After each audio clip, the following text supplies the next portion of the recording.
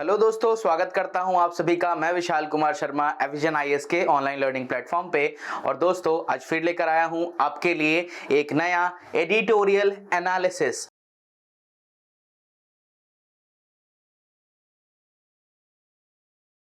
आज का editorial analysis कौन से टॉपिक के ऊपर है? तो आंसर है आपका ये कि ये वर्ल्ड अफेयर्स के ऊपर है। वर्ल्ड अफेयर्स में ऐसा क्या हुआ है जिसका एडिटोरियल आया है और जिसको हमने पूरी तरह से एनालिसिस किया है, उसका ईच एंड एवरीथिंग, जो कि आपके लिए एग्जाम में प्री और मेंस और इंटरव्यू पॉइंट ऑफ व्यू से इंपॉर्टेंट है। तो लेट्स स्टार्ट कि what is the topic. So the topic is United Nations Biodiversity Conference, that is also known as COP15. COP15 सबसे पहली बात है, what is COP or COP? COP is nothing but the conference of parties. These all the parties who are basically associated with this UN climate change, they have come together and they sit together to make some agreements, and they in those agreements which they sign relating to the climate and the climate changes. So basically what they do in these agreements, they try to mitigate those climate changes day by day, and they take some actions and they set some targets. So in this conference also they have set some targets which are really important for us for our examination, and also in a generic sense, if you want to tell, this is also important for our environment. So that is why it becomes a very important topic. It will come in GS paper 3. It can also asked in, you can say, in ethical terms also. So GS paper 4 is also important. Okay, let's start. So what is this?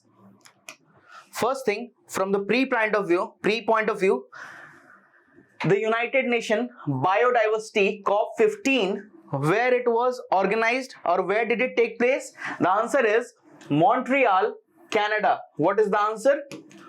Montreal, Canada. यहाँ पे हुआ था ये conference. This conference took place in Montreal, Canada, with a historic accord that will lead global environment action through the year 2030. हाँ जी, 2030 तक के लिए they have set some targets, and ठीक है, and all the parties will act accordingly to this target. So in COP15 they have set some targets. We will see what important targets are they and how are they important for you, and for as because of your examination point of view, you need to remember those targets. In pre also and in mains also you'll have to write those targets, which will enhance your marks in front of the examiner. ठीक है, whenever he examines your paper, whatever you are writing, he will try to analyze that paper and he will give you more marks accordingly. Okay, let's start. So this happened in Montreal, Canada, with a historic accord that will lead environmental action through the year 2030. Okay, this conference served as the biodiversity equivalent of the yearly more well known as climate conferences. यानी simple शब्दों में अगर समझिए आप, तो हर साल climate conferences होता है. इस साल भी हुआ था. इस क्लाइमेट कॉन्फ्रेंस में आपके लिए क्या इंपॉर्टेंट है, क्या क्या आया है, ये काफी हिस्टोरिक अकॉर्ड बोला जा रहा है. This is known as very historic accord because it has set some targets. So let's see what are the targets. About ये हुआ कहां? सबसे पहले, this is also known as Kunming Montreal global biodiversity framework. How is Kunming related here if it is taking place in where? Canada. Then Kunming is in China. So this biodiversity conference was happened to be in China, but the COVID situation came and it took place in Canada. Okay, ये होने वाला था पहले China में, लेकिन Covid के कारण क्या हुआ कि ये हुआ है आपका 2020 के जगह 2022 में, और चाइना कुनमिंग के जगह कहां हुआ है? मॉन्ट्रियल, कनाडा में. इसीलिए इसको Kunming Montreal global biodiversity framework के नाम से भी जाना जा रहा है. So where it was adopted in this meeting which was presided over by China. याद रखिएगा, इसको मीटिंग को प्रेसाइड चाइना ने ही किया है. Just because it is taking place in Canada, don't answer it Canada. It was presided by China and it was sponsored by Canada. Okay, चलिए, क्या करना चाहता है GBF? ग्लोबल बायोडाइवर्सिटी फ्रेमवर्क जो है, ये बेसिकली बायोडाइवर्सिटी के लॉस को रोकना चाहता है, इकोसिस्टम को रिपेयर करना चाहता है, and defend the rights of indigenous people. जो जहां के लोग हैं उनके राइट्स को डिफेंड करने का काम भी यहां पे इन लोगों ने डिसाइड किया है कि हम करेंगे. ओके, और देखते हैं क्या है. key topic of contention in negotiations is addressed as well, which plans to enhance financing for underdeveloped nations. Basically, what are they trying to say? The underdeveloped nations which are not financially able to mitigate these climate changes, so the developed nations will help these underdeveloped nations to mitigate those climate changes by helping them financially and by helping them technically also. So easily in simple words आसानी से समझिए कि जो गरीब गरीब देश हैं वो इतना पैसा नहीं अफोर्ड कर सकते हैं या इस तरह का मेजर्स नहीं अपना सकते कि ये क्लाइमेट चेंज को वो कंट्रोल कर पाए। तो यहाँ पे बड़े देशों की, बड़े जो अमीर देश हैं उनकी रेस्पॉन्सिबिलिटी ये है कि वो जो फाइनेंशियली एबल नहीं है, जो गरीब देश हैं, उनको वो ना केवल पैसे से बल्कि तकनीक से भी मदद करेंगे ताकि इस एनवायरमेंट चेंज को वो क्या कर पाए, कंट्रोल कर पाए। ठीक है, आशा करता हूं समझ में आ रहा होगा। चलिए आगे बढ़ते हैं। Next, important highlights. 4 main global objectives हैं नेचर प्रिजर्वेशन के लिए, देखते हैं क्या क्या। सबसे पहला, stopping the extinction of vulnerable species caused by humans. यार सिंपल समझिए, ह्यूमंस ने अपने फायदे के लिए इंक्रोचमेंट शुरू की। ठीक है, हम लोग दूसरे को कहते हैं कि वो हमारे यहाँ इंक्रोचमेंट कर रहा, नहीं, हमने जंगल को बिल्कुल काट काट के शहरीकरण करने के लिए हमने इन जानवरों के नेचुरल हैबिटेट को डिस्टर्ब कर दिया, इतना ज्यादा पोल्यूशन बढ़ा दिया है जिस कारण बहुत सारे जीव जो है मारे जा रहे हैं। तो ये सब जो हो रहा है वो ह्यूमंस के कारण हो रहा है। तो ह्यूमंस के कारण जो जीव एक्सटिंक्ट हो जा रहे हैं, फॉर एग्जाम्पल टाइगर को ले लीजिए, इतना ज्यादा पोचिंग, इतना ज्यादा हंटिंग कि टाइगर्स का एक्सटिंक्शन के लेवल पे पहुंच गए हैं, जिस कारण प्रोजेक्ट टाइगर चलाना पड़ रहा है। सेम हाथी दांत के लिए हाथियों का कत्ल, प्रोजेक्ट एलिफेंट। तो ये सब क्या है, आपको ये देखना पड़ रहा है कि हाँ किस तरह से ह्यूमन इंक्रोचमेंट और एक्टिविटीज के कारण जो जानवर हैं या जो भी पशु पक्षी हैं उनके जीवन को खतरा पहुंच रहा है। तो जो भी वल्नरेबल स्पीसीज हैं उसका एक्सटेंशन को रोकने की जिम्मेदारी सबसे पहले हमें लेनी होगी, और ये यहां टारगेट सेट किया गया है। And 10 folding the rate of species, extinction of species bye 2050, और बिल्कुल कम करना है, कम से कम 10 फोल्ड, ठीक है, बाय द ईयर 2050। सो ये एक बहुत इंपॉर्टेंट टारगेट है। तो एक्सटेंशन कब तक रोकना है आपको? 10 fold by 2050, important. Next, using biodiversity sustainably and managing it to protect, preserve and improve human benefits from nature। देखिए सिंपल शब्दों में कि हम ही को बायोडाइवर्सिटी प्रिजर्व करना भी हमें ही है। ठीक है, बायोडाइवर्सिटी को प्रिजर्व करने के लिए हमें क्या करना है, उसका सस्टेनेबल यूज करना है। सस्टेनेबल यूज का, सस्टेनेबल डेवलपमेंट का वो यूज होता है कि हम एनवायरमेंट से या हम नेचर से, मदर नेचर से उतना ही लें जितना हमें नीड है, और अपनी नीड को थोड़ा कम करके रखें ताकि आने वाला जो हमारा फ्यूचर है हम उसके लिए भी कुछ छोड़ के जाएं। फॉर एग्जाम्पल, अगर पेट्रोल हम यूज कर रहे हैं तो पेट्रोल हम जानते हैं कि आज न कल ये खत्म हो जाएगा, तो हमें इस तरीके से उसका इस्तेमाल नहीं करना है कि आने वाले जनरेशन को पता ही ना चले कि पेट्रोल नाम की कोई चीज भी एग्जिस्ट करती थी। तो उसके लिए हम क्या कर रहे हैं, धीरे धीरे आप देख रहे हैं कि हम इलेक्ट्रिक व्हीकल्स की ओर बढ़ रहे हैं। ठीक है, अब का जमाना जो आने वाला है वो इलेक्ट्रिक व्हीकल्स का है। आज के डेट में धीरे धीरे हम लोग जो भी फॉसिल फ्यूल्स है उसका यूजेस कम कर रहे हैं। ये क्या है, एक सस्टेनेबल यूज को दर्शाता है कि हम लोग इसको सस्टेनेबल यूज करें। ओके, तो बायोडाइवर्सिटी को हमें सस्टेनेबली यूज करना है, and managing it to protect, preserve and improve human benefits from nature. So ये सेकंड है।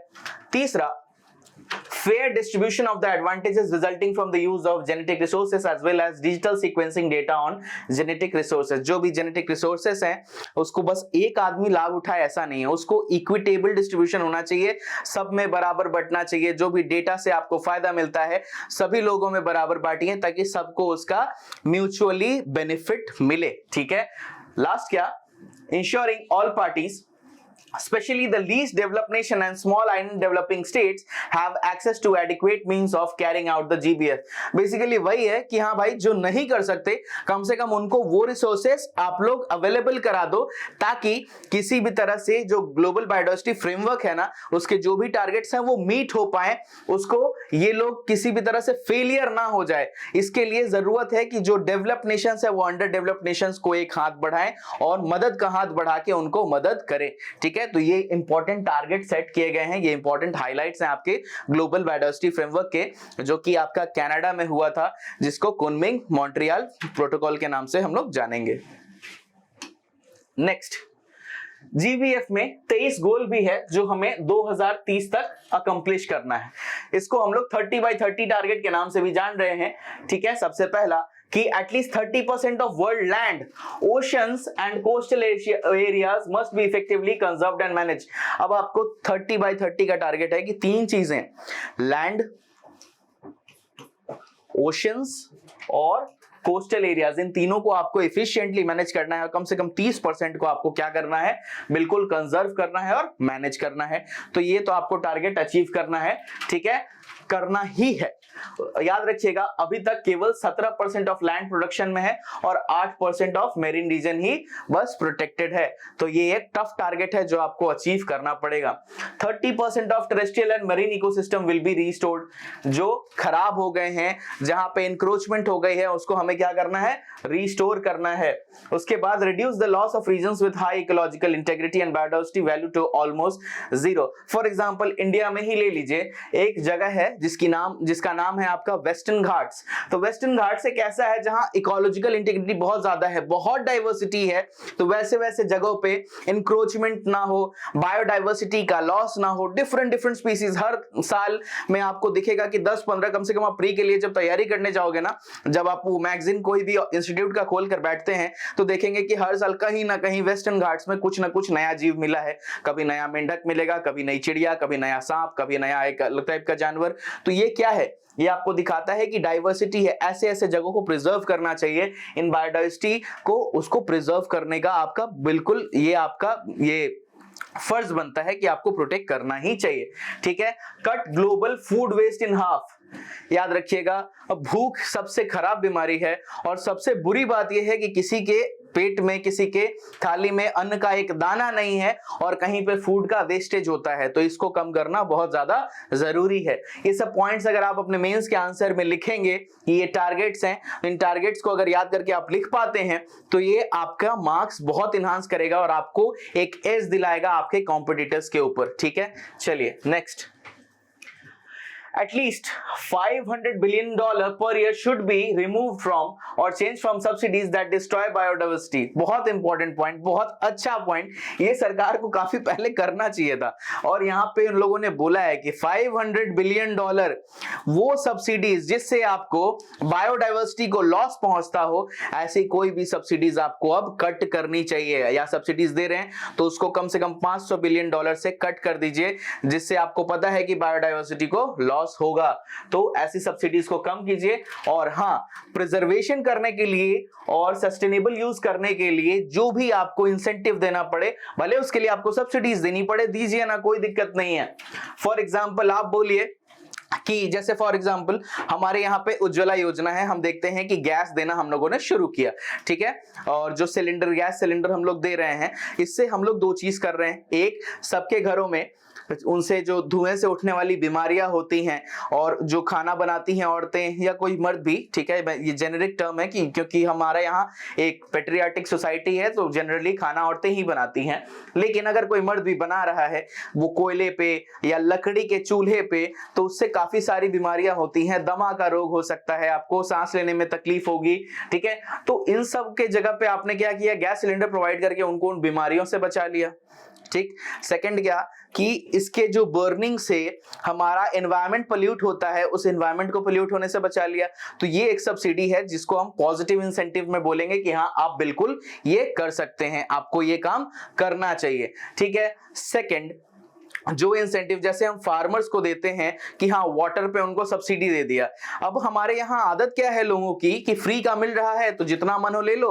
तो कहते हैं फ्री का चंदन घिस रहे हैं नंदन, तो जितना मिल रहा है भाई यूज कर रहे हैं, पंप चला के छोड़ दिया, पानी भर के छोड़ दिया।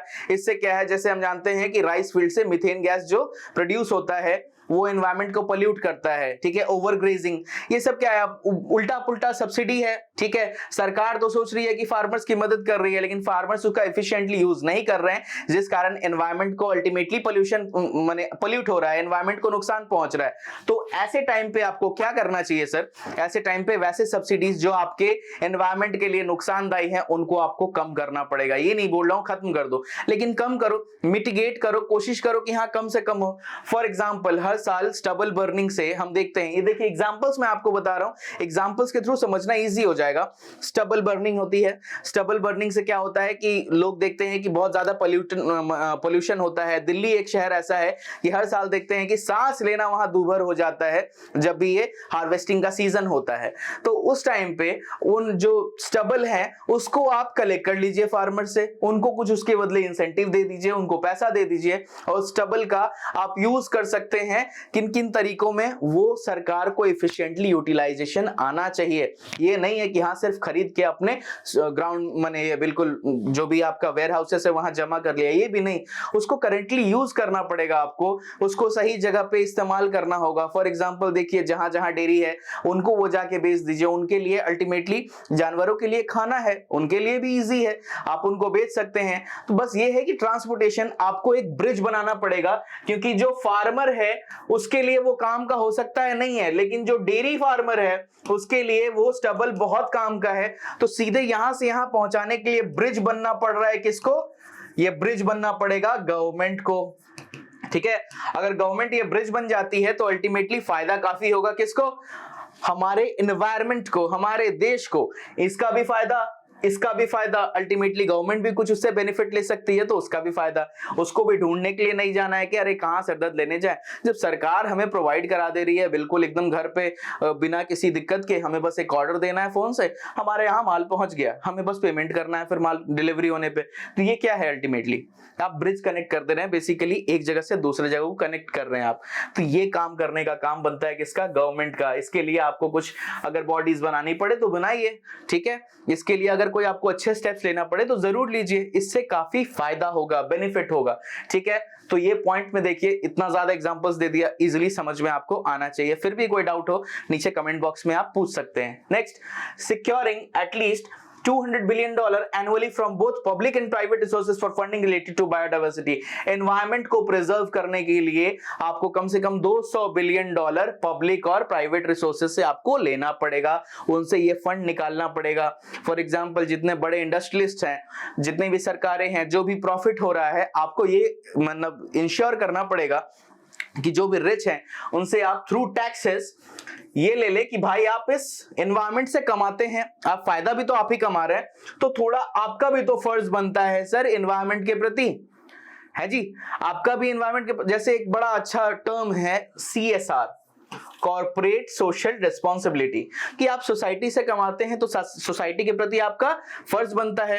तो 3 साल का एवरेज प्रॉफिट का 2% आपको क्या करना पड़ता है सर? आपको देना पड़ता है सोसाइटी को वापस, ठीक है, हर साल। वैसे ही आप ऐसे ही कुछ टैक्सेस या कुछ सेस लगा दीजिए, ताकि ये लोग जो है एनवायरनमेंट में, आप उस एनवायरनमेंट में रहते हैं, सांस लेते हैं, तो थोड़ा तो उस एनवायरनमेंट को प्रिजर्व करने के लिए आप पैसा दे ही सकते हैं। तो ये भी आपको एक इंपॉर्टेंट टारगेट है जो कि अचीव करना है। आशा करता हूं समझ में आ रहा होगा आपको। Next, increasing international financial transfers to at least $30 billion annually from developed to underdeveloped nations। बिल्कुल ट्रांसफर दीजिए भाई साहब, अमीर हैं, अमीर होके गरीब देशों को भी ट्रांसफर दीजिए। आप लोगों ने एनवायरमेंट पोल्यूट, दिक्कत ये नहीं है कि हम लोग एनवायरमेंट पोल्यूट कर रहे हैं, जैसे इंडिया के बारे में कहा जाता है कि बहुत ज्यादा पोल्यूशन होता है, नहीं, हम लोग ने अब पोल्यूट करना शुरू किया है। हम लोगों ने अभी इंडस्ट्रीज तो ढंग से सेटअप भी नहीं की है। ये जो बड़े देश हैं, यूरोप, अमेरिका, इन लोगों ने जिस समय पे करना शुरू किया, जिस समय इंडस्ट्रियल रेवोल्यूशन हुआ था, उस समय आप सोचिए कि कितना गंदा लेवल पे पोल्यूशन हुआ था, कि कितने सारे जीवों का एक्सटेंशन हो गया, ठीक है, कितने सारे लोग मारे गए थे, कितना ज्यादा पोल्यूशन हुआ था उस समय पे। लेकिन उस समय पे ना कोई ऐसी बॉडीज थी, ना कोई इतना सोचने वाला था। अगर उस समय आप लोगों ने ध्यान से यूज किया होता तो आज के टाइम पे इतना ज्यादा नहीं होता। तो पोल्यूशन इन लोगों ने किया है, हम तो बस क्या कर रहे हैं, फुटस्टेप्स फॉलो कर रहे हैं कि हमें किसी तरह से आपको, हमें भी ग्रोथ करना है, क्योंकि बिना ग्रोथ के तो भाई साहब खाना तो पड़ेगा ना। तो जिसका पेट ही नहीं भरा हो वो क्या दूसरे के बारे में सोचेगा। तो हमारा तो देश का पहले हमें पेट भरने के लिए जॉब्स क्रिएट करने होंगे, जॉब्स क्रिएट करने के लिए इंफ्रास्ट्रक्चर क्रिएट करना होगा। इंफ्रास्ट्रक्चर क्रिएट करने जाओगे तो आपको पता है कि इंडस्ट्रीज छोड़ के और आप जॉब क्रिएट नहीं कर सकते, क्योंकि एग्रीकल्चर और सर्विसेज का लिमिटेड है दायरा, उससे ज्यादा उसमें जॉब्स नहीं क्रिएट कर पाएंगे आप। तो आप इंडस्ट्रीज क्रिएट करेंगे, इंडस्ट्रीज होगा तो पोल्यूशन होगा ही होगा, वो तो श्योर है।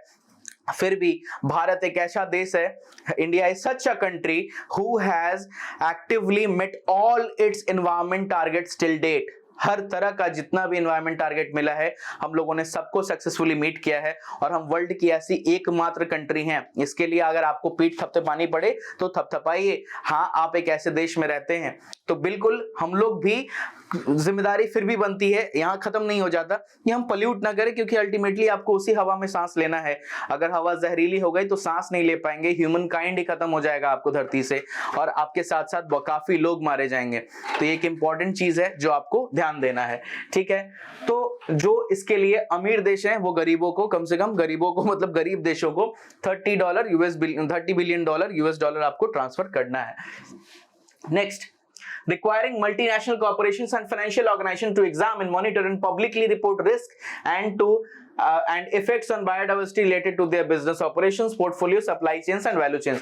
देखिए ये दिया तो है कि अल्टीमेटली जितना भी एमएनसीज हैं, जितना भी बड़ी बड़ी कंपनियां हैं, वो देखें कि उनके बिजनेस से क्या क्या मतलब एग्जामिन करें और मॉनिटर करें क्या क्या रिस्क हो सकता है, ठीक है, बायोडाइवर्सिटी को उनके बिजनेस ऑपरेशंस के कारण। तो ये आपको देखने का काम किसका है? एमएनसी का है, उनको दिया गया है जिम्मेदारी। मुझे पर्सनली नहीं लगता कि ये लोग ऐसा कुछ करने वाले हैं, इतना कोई खास कंपनी नहीं है जो खुद से आके बोले कि हाँ हमारी वजह से। ये तो वही बात हो गई ना, आपने खुद सिग्नल तोड़ा, ठीक है, तो आपको तो पता है पुलिस पकड़ेगी, आप वहां से भागने की कोशिश करेंगे, खुद से जाके तो पुलिस को नहीं फाइन दोगे कि अगर पुलिस नजरअंदाज भी कर देता है या नहीं देख पाता है तो खुद से जाके कितने लोग हैं जो पुलिस को देते हैं कि सर मेरे से गलती से सिग्नल पार हो गया, ये मेरा फाइन बनता है, ये आप काट लीजिए, ठीक है। तो ऐसा कितने लोग करते हैं? मैंने तो नहीं देखा अपनी लाइफ में आज तक, होते होंगे कुछ लोग। तो ये जो कुछ लोग की संख्या है ना, ये आपको ऐसा है कि 100 में ना 0.0000001% होगा। अब इतने परसेंट लोग का आप ऐसा जिम्मेदारी दे रहे हैं, मुझे पर्सनली ये लगता है नहीं है, लेकिन क्योंकि टारगेट में दिया है तो हमें पढ़ना है। और मुझे क्या लगता है, आपको क्या लगता है, इंपॉर्टेंट नहीं है, जो एग्जाम में फैक्ट है वही इंपॉर्टेंट है। चलिए आगे बढ़ते हैं। नेक्स्ट, इश्यूज क्या है? ये जो टारगेट्स हैं इसमें देखिए इश्यूज क्या है। Human activities has caused dangerous natural deterioration. बिल्कुल जानते हैं सब कोई, ह्यूमंस इस स्पीसीज इज सच ए स्पीसी जिसने अर्थ को, मदर नेचर को सबसे ज्यादा नुकसान पहुंचाया है। इससे ज्यादा नुकसान पहुंचाने वाली स्पीसी आपको नहीं मिलेगी पूरे धरती पे। Since the time of dinosaurs it has lost the most life, ठीक है, डायनासोर के टाइम से शुरू हुआ एक्सटिंक्शन और बहुत ज्यादा life.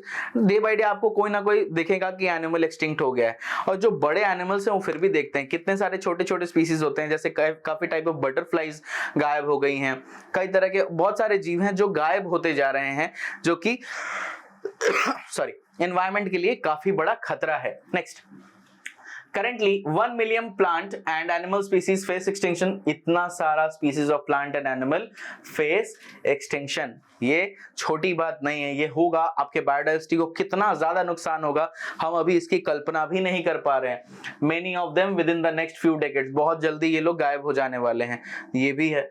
Changes in land and ocean use have an effect on climate change. बिल्कुल, land use day by day हम लोग देख रहे हैं कि इंक्रोचमेंट बढ़ता जा रहा है। ओशन है, आप वहां से फायदे के लिए क्या कर रहे हैं, सैंड क्या कर रहे हैं आप, वहां पे जो बालू का है, बालू का आप खनन करते हैं बेसिकली, ठीक है, और बालू निकाल के आप बेसिकली क्या करते हैं, बेच देते हैं, mining, basically sand mining illegal.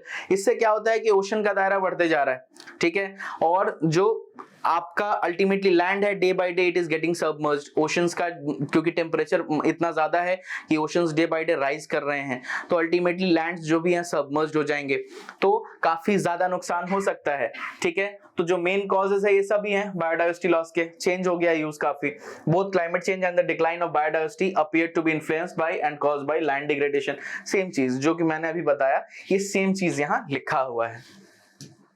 Next, GDP. हमारे यहाँ दिक्कत क्या है कि the use of GDP as the primary predictor of development poses a significant obstacle to maintaining and enhancing biodiversity conservation. Correct है भाई साहब, करेक्ट ऐसे है कि हमारे यहाँ जीडीपी ऐसे नापी जाती है, किसी देश को हम लोग डेवलप ऐसे मापते हैं कि उन्होंने कितना ज्यादा प्रोडक्शन किया, ठीक है, प्रोडक्शन कितना ज्यादा किया, हम लोग उसके बेसिस पे जज करते हैं किसी कंट्री के ग्रोथ को। लेकिन ये ग्रोथ इंक्लूसिव ग्रोथ नहीं है। आप सिर्फ प्रोडक्शन ज्यादा कर रहे हैं तो हो सकता है कि आपका देश में जो ग्रोथ है, आपको उस टर्म्स में, प्रोडक्शन के टर्म्स में ग्रोथ दिख रहा है कि हाँ हमारे पास इंडस्ट्रीज ज्यादा है, हम ज्यादा बेच रहे हैं, ज्यादा कमा रहे हैं, ज्यादा बना रहे हैं तो ज्यादा बेच रहे हैं, ज्यादा कमा रहे हैं। लेकिन अल्टीमेटली आपको ये भी देखना है कि आप ये ज्यादा कमा रहे हैं, ज्यादा बेच रहे हैं, इससे एनवायरनमेंट को कितना नुकसान पहुंचा रहे हैं। ठीक है, आप एनवायरनमेंट को, ग्रीन जीडीपी जो टर्म है इसी से रिलेटेड है कि आपके एक जो प्रोडक्शन है, एक यूनिट के प्रोडक्शन पे एनवायरनमेंट को कितना नुकसान पहुंचा, आपको उसका पता होना चाहिए। ठीक है, आप एनवायरनमेंट को कितना नुकसान पहुंचा रहे हो वो होना चाहिए, आपको उसको मिटिगेट करके चलना पड़ेगा, तब आप पहुंचते हैं इस टर्म पे। तो ये हमारे यहाँ सबसे बड़ा इशू है कि हम लोग वो नहीं देखते हैं। ठीक है, तो ये एक इंपॉर्टेंट चीज है, आशा करता हूं समझ में आया होगा। ठीक, next, GDP based on an incorrect application of economies that ignore depreciation of assets like the environment. बिल्कुल, हम लोग ये देखते ही नहीं है कि हमारे यहाँ एक यूनिट प्रोड्यूस होने से कितना ज्यादा हमने एनवायरनमेंट को नुकसान पहुंचाया, और एनवायरनमेंट को नुकसान पहुंचाए बगैर हमने कितना काम किया। आपको ये दोनों का डेटा रखना चाहिए, और अगर पता है कि नुकसान पहुंच रहा है तो जैसे फॉर एग्जांपल है, और पेड़ लगाइए। ठीक है, आपने एक चीज को गलत किया, आपको पता है कि आप उसके बगैर आपका काम नहीं चलेगा, तो कम से कम कोशिश करिए जो टेक्नोलॉजी आप यूज कर रहे हैं उसमें थोड़ा एडवांसमेंट लाए और अपग्रेड करें। और फॉर एग्जांपल अगर पेट्रोल यूज कर रहे हैं या डीजल यूज कर रहे हैं तो पेट्रोल यूज कीजिए, पेट्रोल यूज कर रहे हैं तो थोड़ा गैसेस के ऊपर आइए। अगर वो भी नहीं कर पा रहे हैं, अगर उससे भी थोड़ा और ज्यादा एनहांसमेंट चाहिए तो इलेक्ट्रिकल अप्लायंसेस को यूज कीजिए, जिससे शुरुआत में हो सकता है कि आपका कॉस्ट बढ़ेगा, लेकिन ultimately in the long term it will benefit the environment and it will benefit you also. क्योंकि डे बाय डे आप ये देखिए पेट्रोल एंड ये सब का कीमत बढ़ता चला जा रहा है, क्योंकि भाई साहब रिसोर्सेज जो है ना, 2000 स्कार्स, ये रिसोर्सेज आज न कल खत्म हो जाएगी और आपको एफिशिएंट यूटिलाइजेशन करके चलना पड़ेगा, लेकिन वो हमारे यहाँ होता नहीं है। अल्टीमेटली इसको सफर करता है कौन? Environment at the last. Next, क्या आपको पता है कि 1992 का जो रियो अर्थ समिट था उसने निकाला था एक UN framework convention on climate change, जिसको UNFCCC के नाम से भी हम लोग जानते हैं। ठीक है, उसके बाद CBD यानी कंजर्वेशन ऑफ बायोडाइवर्सिटी, उसके बाद जो थर्ड मेंबर है फैमिली का यानी convention to combat desertification CCD। ये सारा का सारा बेसिकली आपका 1992 के रियो कहां? रियो डी जेनेरो ब्राजील से निकला था, जो अर्थ समिट वहां पे हुआ था। ठीक है, ये तीनों एनवायरमेंटल जो कन्वेंशंस हैं ये बेसिकली एड्रेस करना चाहते हैं जो भी ओवरलैप्स है इनमें। ठीक है, इन सबको ये लोग एड्रेस करते हैं। फॉर एग्जांपल जो डेजर्टिफिकेशन है वो ये दिखेगा कि डेजर्ट्स की मात्रा ज्यादा ना हो।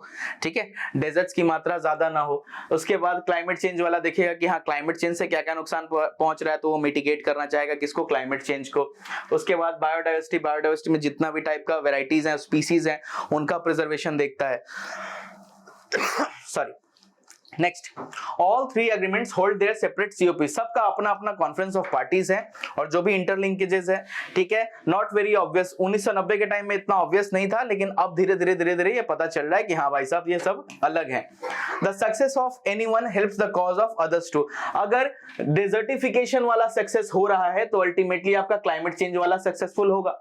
क्लाइमेट चेंज वाला सक्सेसफुल हो रहा है तो अल्टीमेटली बायोडाइवर्सिटी वाला भी सक्सेसफुल होगा, एंड ये तय है कि ये हो रहा है। ठीक है, चलिए नेक्स्ट, कार्टागेना एंड नागोया। ठीक है, ये दोनों में जो कॉन्फ्रेंस हुई थी, CBD ने बेसिकली कंजर्वेशन ऑफ बायोडाइवर्सिटी ने इन दोनों प्रोटोकॉल को या सप्लीमेंट्री एग्रीमेंट को ये बर्थ दिया था, बेसिकली जन्म दिया था, जिसको कार्टागेना प्रोटोकॉल बोलते हैं 2003 का और नागोया प्रोटोकॉल 2014 का। दोनों एग्रीमेंट अपना अपना नाम बेसिकली जहां पे ये लोग हुए थे वहां से ये लोग अपना नाम लेते हैं। Next, Cartagena protocol on biodiversity seeks to protect biodiversity from genetically modified organisms by ensuring their safe handling, transport and use. GM crops काफी इंपॉर्टेंट था, जैसे GM मस्टर्ड इंडिया में भी उसका यूज के ऊपर कि GM मस्टर्ड के आने से क्या क्या नुकसान हो सकता है। हम देख रहे हैं कि जो भी क्रॉप्स को फॉर एग्जांपल नेचुरली जो भी क्रॉप्स होते थे उनका जीन्स को मॉडिफाई कर दिया गया है ताकि कोई भी जो भी उसके ऊपर हमला करता है, जैसे कोई कीड़ा लग जाता है हम देखते हैं फसल में, तो उस कीड़ा के ना लगने से फसल को बचाया जा सकता है। तो वैसा जो भी जीन्स जिस कारण वो कीड़ा को अट्रैक्ट करता था उसमें वो कर दिया, बेसिकली मॉडिफाई करके उन जीन्स को हमने क्या किया कि उस कीड़े को, उस पतंगे को हमने दूर कर दिया। तो हमने फसल तो बचा ली, लेकिन ultimately it might lead to the death of that species, and ultimately हो सकता है कि वो स्पीसीज अगर एक तरफ से नुकसान कर रहा है तो कहीं और से हमें फायदा भी पहुंचा रहा हो। तो ये करने से बायोडाइवर्सिटी को तो कहीं ना कहीं हमने नुकसान पहुंचा दिया। तो इस कारण से कैसे हमारा एनवायरनमेंट को नुकसान पहुंच सकता है, ये सारा चीज का देखने का काम किसका है, कार्टागेना प्रोटोकॉल का। उसके बाद नागोया प्रोटोकॉल क्या है, access and benefit sharing deals with the commercial utilization of biological and genetic resources for example by pharma companies. Pharma companies for example देखिए, जैसे तुलसी का अगर यूज कर लेते हैं, ठीक है, या मान लीजिए नीम के पत्ते का यूज किया फार्मा कंपनीज ने कि हाँ भाई इससे घमौरियां दूर भगाएंगे, तुलसी पत्ता ताकि खांसी सर्दी को दूर रख सके। तो अल्टीमेटली अब ये नहीं कि जितना तुलसी है सारा का सारा आपने नुकसान पहुंचा दिया। अगर आप एक तोड़ रहे हैं तो उसके जगह 2 लगाइए, ठीक, फिर 2 तोड़ रहे हैं तो 4 लगाइए, और उसके हिसाब से उसको आप इस तरह से यूज कीजिए ताकि आने वाला जनरेशन के लिए भी कुछ बचे। देखते हैं कि जितना भी हमने प्रोटोकॉल्स पढ़ा है, जो भी हमने बायोडाइवर्सिटी के कंजर्वेशन के लिए या जितना भी कॉप रिलेटेड हमने जो भी पढ़ा है, वो अब क्या कंक्लूड किया जा सकता है, कंक्लूजन क्या है, वे फॉरवर्ड क्या हमें और करना चाहिए। रीजन क्या देखते हैं यहाँ पे कि हमें अर्जेंट एक्शन लेना होगा ताकि वर्ल्ड के बायोडाइवर्सिटी को हम लोग प्रोटेक्ट कर पाएं। जितने भी type of different forms of life हैं, प्लांट्स हैं या एनिमल्स हैं, जो भी इस प्लैनेट के ऊपर रहते हैं, उन सब को हमें बचा के चलना हमारी जिम्मेदारी है। हमें उनसे उनका नेचुरल हैबिटेट नहीं छीनना है, हमें किसी तरह से उनको नुकसान नहीं पहुंचाना चाहिए। ये नहीं कि हाँ भाई भगवान तुमको जी रहा है, जितना दिन का जिंदगी दिया उतना दिन जी लो, भगवान को बदनाम करने की जरूरत नहीं है, खुद में सुधार लाने की जरूरत है। ठीक है, कम से कम 1 मिलियन स्पीसीज जो एक्सटिंक्शन का या विलुप्त होने का खतरा आज के डेट में महसूस कर रहे हैं या उस कगार पे हैं कि वो विलुप्त हो जाएंगे। महसूस क्या करेंगे, उनको पता तो ही ना होता है कि कब मरेंगे, लेकिन विलुप्त होने की कगार पे हैं, बहुत जल्दी विलुप्त हो जाएंगे, एक्सटिंक्ट हो जाएंगे, और कुछ तो बहुत ही जल्दी, कुछ दशक के अंदर।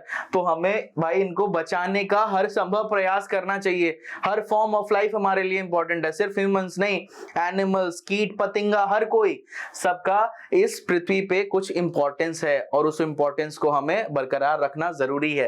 Next, Kunming Montreal global biodiversity framework का सक्सेस कैसे मेजर किया जाएगा? It will be measured by our rapid and constant progress in implementing what we have agreed to. जो भी हमने अग्री किया है, अगर हम उसके ऊपर सही ढंग से काम करते हैं, सही तरीके से काम करते हैं, तो Kunming Montreal global biodiversity framework जो है बिल्कुल सक्सेस पा जाएगा। ठीक है,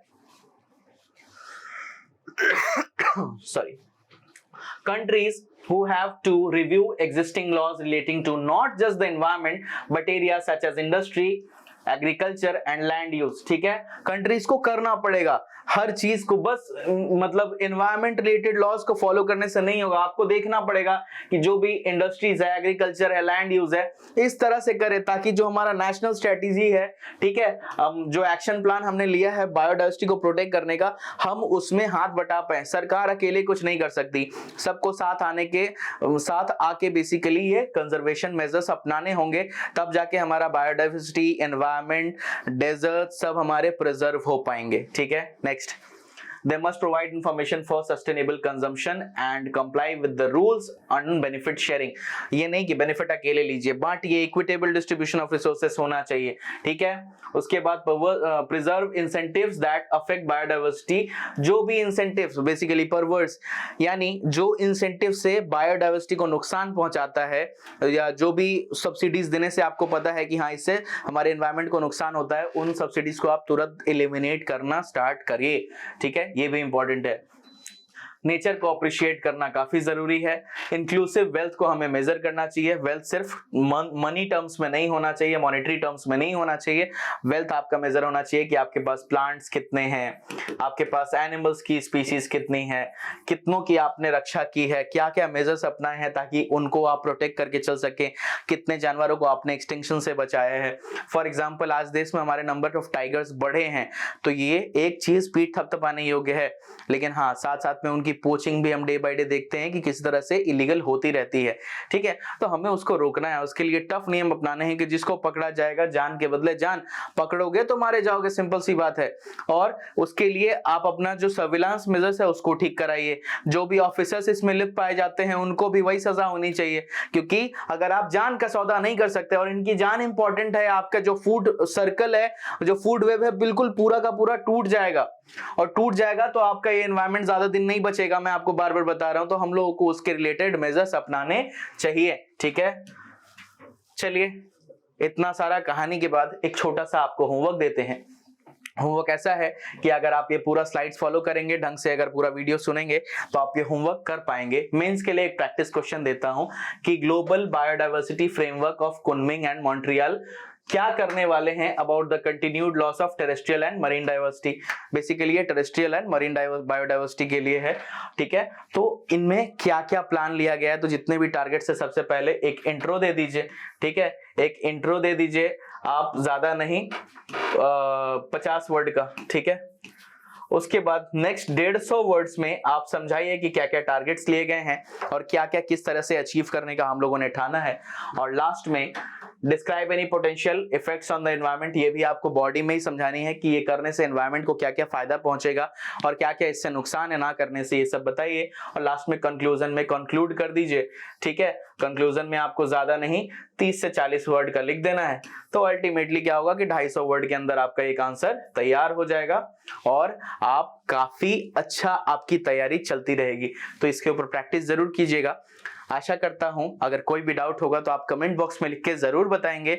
और वीडियो पसंद आई तो अपने दोस्तों के साथ जो भी आईएएस की यूपीएससी की तैयारी कर रहे हैं उनके साथ ये शेयर कीजिए। जो सीडीएस एनडीए इनकी भी तैयारी कर रहे हैं या कोई स्टेट पीएससी की तैयारी कर रहे हैं उनके साथ भी ये वीडियो शेयर कीजिए, ताकि ये ज्ञान उनको भी मिले और अल्टीमेटली सबका भला हो, क्योंकि सबका साथ सबका विकास।